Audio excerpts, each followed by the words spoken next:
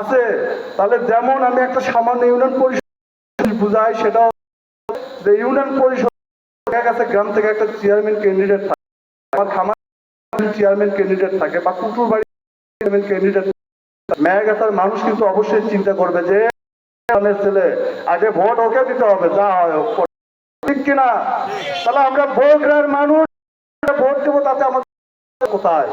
আমি আপনাদের বিবেককে প্রশ্ন করছি, আপনারা একটু ভেবে চিন্তে দেখেন যে আমরা কোন জায়গায় আছি। আমাদের নেতা জিয়াউর রহমান এবং দেশনেত্রী বেগম খালেদা জিয়া এবং তারেক রহমান, আপনারা তাদের দিকে তাকান, তাদের বক্তব্য কি, তাদের কথাবার্তা কি, তাদের চিন্তা চেতনাটা কি, তাদের ভাবনাটা কি, একটাবার বক্তব্য দিয়ে দেখেন।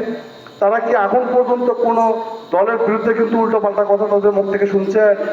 আপনাদের বুকে হাত দিয়ে বলতে পারবেন? কেউ পারবেন না। তারা কিন্তু বক্তব্য দেয়, একজন পলিটিক্যাল লিডার যেভাবে বক্তব্য দিতে হয়, যেভাবে কথা বলতে হয়, ঠিক সেইভাবে দেশের ভাবনা নিয়ে তাদের কথাবার্তা, দেশের জনগণকে নিয়ে তারা সব করছে দেশটাকে সুন্দর রাখার জন্য, দেশটা জন্য। ৭১-এর পরে যে ছিল সেই ছিলেন শহীদ জিয়াউর রহমান, বাংলাদেশের আমি আজকে করতে পারতাম না।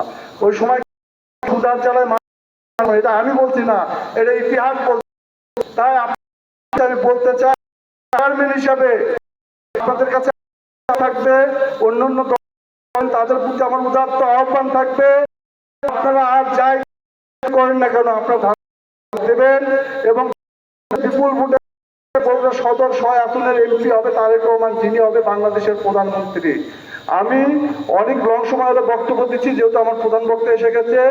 যদি আমার বক্তব্যের মধ্যে কোনো ভুল ত্রুটি হয়ে থাকে, আল্লাহর ভক্তে আমাকে মাফ করে দেবেন আপনাদের চেয়ারম্যান হিসেবে। আর আমি আপনাদের কাছে এইটুকু বলতে চাই যে আপনাদের মসজিদের যে উন্নয়ন বিষয়, আমার কাছে বলতে হবে না, রিকোয়েস্ট করতে হবে না। আমি কথা দিচ্ছি আপনাদের মসজিদের জন্য ভালো কিছু করে দেবো ইনশাআল্লাহ। আগামী দিনে আপনাদের মসজিদের জন্য ভালো বরাদ্দ আমি নিয়ে দেবো। এটা নিয়ে আপনাদের হতাশ হওয়ার কোনো কারণ নাই, নিরাশ হওয়ার কোনো কারণ নাই। মসজিদে দান করলে এটা আমিও সব পাবো, মসজিদের জন্য ভালো কিছু করলে আমিও তার ভাগিদার হবো ইনশাআল্লাহ, আমি আশা করি। এই বলে সকলের দীর্ঘায়ু এবং সুস্বাস্থ্য কামনা করে আমি আমার বক্তব্য শেষ করছি। আপনারা সকলে সুন্দর থাকুন, ভালো থাকুন। আসসালামু আলাইকুম ওয়া রাহমাতুল্লাহি ওয়া বারাকাতুহু।